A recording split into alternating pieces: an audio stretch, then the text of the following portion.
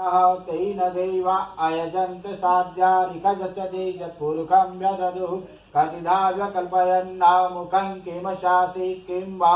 किमुरूपाद उच्यते ब्राह्मणोश्च मुखमासीत् बाहुराजन्यः कृता ऊरु तदसजद्वैश्यः पद्भ्यागुं शूद्रो अजायत चन्द्रमा मनसो जात चक्षोः सूर्यो अजायत श्रोत्राद्वायुश्च प्राणश्च मुखादग्निरजायत नाभ्या आसीदन्तरिक्षगुं शेष्णोद्योः समवर्तत पद्भ्यां भूमिर्दिशः श्रोत्रा तथा लोकान् अकल्पयन् यत्पुरुषेण हविका देवा यज्ञमतन्वत वसन्तोषासीदाजङ्घ्रिक्म इद्मः शरधविः